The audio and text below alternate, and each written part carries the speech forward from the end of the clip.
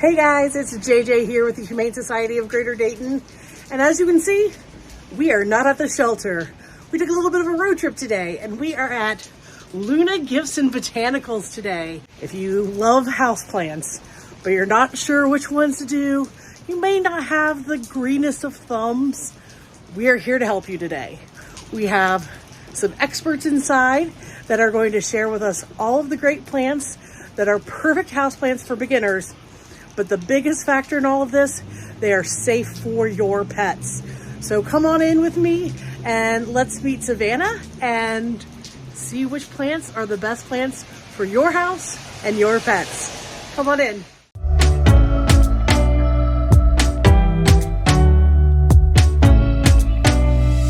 The first plant I want to talk about here is the spider plant. Spider plants are great if you've got pets in your home, and that's because if they munch on them, it's not going to hurt them. This is completely safe, and the best part is they're incredibly easy to care for. They need indirect light, and you water them when your top couple inches of your soil feel dry to the touch. And that's about it. They'll kind of continue to fountain out as they grow. Some people use this plant as a sacrificial plant, which is kind of funny, for their cats, and that's because their cats tend to go after the wispy ones, so they tend to munch on these. So some people will put these out as like distractions so that they won't chew on their valuable plants, which is kind of fun. These can get pretty big. If you've ever seen them before, sometimes they come in the big hanging baskets and they'll just fountain out. They actually get little shoots off of them as well that are little babies, little new starts. So you can break those off, put them in water, and start a whole new plant from it, which is really cool. So yeah, actually there's one starting right there. So yeah. So that's the spider plant. Another easy to care for pet safe plant is the peperomia. They have pretty thick leaves to them, so they can hold on to a lot of moisture. That means that you're not watering them as often. You're watering them when they're almost all the way dry. That's roughly once every week and a half. These need bright indirect light, just like the spider plant. But with these, if they munch on them, it's not going to upset their stomach. It's not going to cause any issues. But this one's a pretty low maintenance one. As it grows, it's going to vine out. It'll grow towards the light, and it actually gets some pink and red coloring on it, and that's just from sunlight. So the more light that you give it, the more pink you're going to get out of your plant, which is fun. Another easy to care for pet safe plant is the money tree. I wish it produced real money, but it doesn't. Right? Those vet bills are not cheap. But these are cool because they like bright indirect light, just like the last two we talked about. And for these, you're going to water them when they're almost all the way dry. They're really easy, and people say they're good luck to have them in your house too. But completely safe, and these are a tree. So they're technically bonsai'd. It's a bonsai tree. So you can see here it's got the stem and you've got the foliage growing on top. So as this grows, you're going to get foliage on the top here. Leaves will kind of start to drop off the bottom, which is completely normal. That will callus over and it's going to create more of a stalk. So this will turn into a tree over time. So here's a little baby Hoya. This one is called a Hoya Rope, and it is very funky how it grows. It kind of spirals around the stem and extends out. These, as they get bigger, will just kind of have these spirals that hang over every side of the pot. But the cool thing about Hoyas in general is that they don't need a lot of water. You can kind of forget about them, let them dry up all the way. Make sure they have really good sunlight because they love that sunlight. But these are completely pet safe, and it's not going to hurt your pet if they munch on them. This little plant will produce blooms as well. So takes a while. Your plant typically has to be pretty mature, but you'll get these clusters of really thick, waxy flowers on the end. They don't smell. It's not, they're not fragrant, but they're really pretty to look at. And typically when people get a Hoya bloom, they kind of lose their minds because it doesn't happen very often. So if you got a Hoya blooming, you're lucky. But yeah, lots of light, very little water for this one, and that's it. All right, this one here is the Nanabella Palm. This one is also referred to as the parlor palm as well. They are pet safe, and they're really low maintenance too. Indirect light, kind of even in the medium low light category too. And you water them when their first couple inches of the soil feels dry. Now it is important to note that not all palms are pet safe. This one specifically, the Nanabella Palm, is pet safe. You want to stay away from some of the other ones. So this one here is called a Thanksgiving cactus. There's a whole series of these cacti. They're holiday cacti. I'm sure you've seen one in your grandmother's home that she's had forever. They're indestructible. So they don't need a lot of water. They need good light. You let the soil dry out all the way in between your waterings.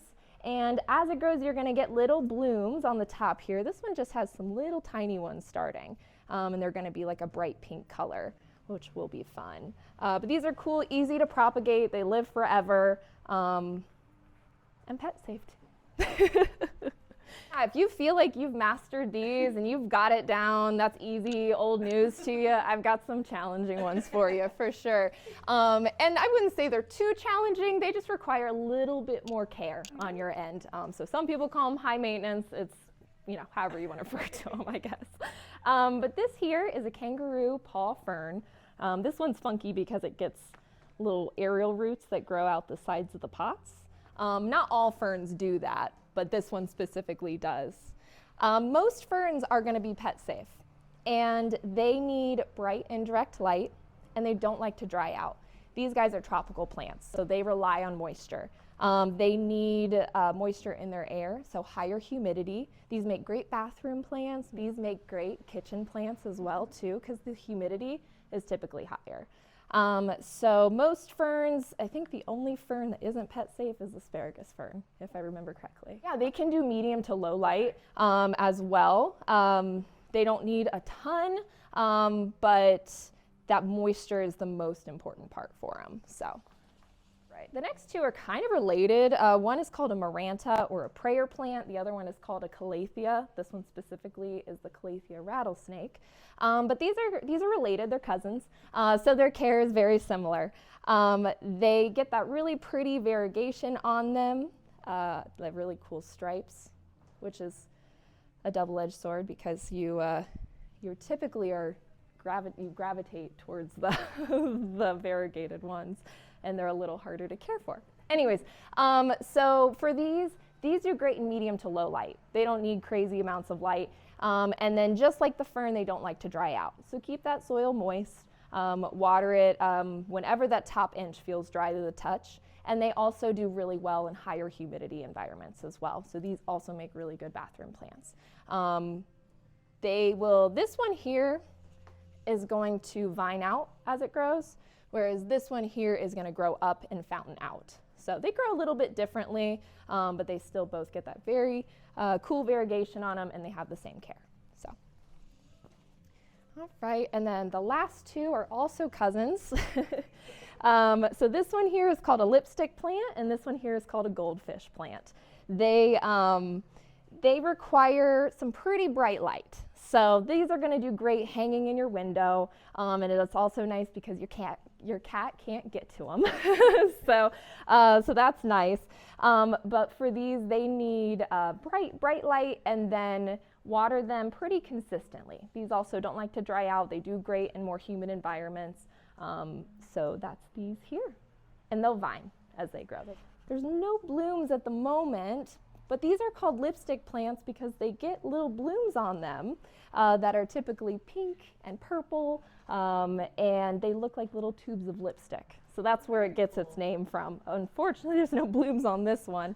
And then same with this one. The reason it's called a goldfish plant is because it gets little orange blooms that look like little goldfish on them. So again, this one doesn't have any blooms on it, but that's what it will do. And the more light that you give these plants, the more blooms you're going to get from them as well too. So yeah. And you said those are more on the challenging side as well. Yes, yeah. They and it really, the only reason I put them on that side is because all those plants need higher humidity. So it's just an extra level that you're adding care-wise to your plants. So, but with all of these and with any plant, it's very important to research it before you bring it home. do your research. And every plant is different, every animal is different. There's a lot of factors that go into it. So it depends on what that animal has eaten that day, how much they've consumed. If you're concerned though, you know, definitely remove that plant from your home. If you're ever looking for a plant, you know, and you have pets in your home and you're just like, I don't know which ones, I'm worried about it. Stop into the shop. We, our employees here, we are pretty well educated on which plants are safe for pets and which are not, because we have pets and plants in our homes. So we have to apply that to our lives as well. So we're always happy to help people match a plant to their home and what they need.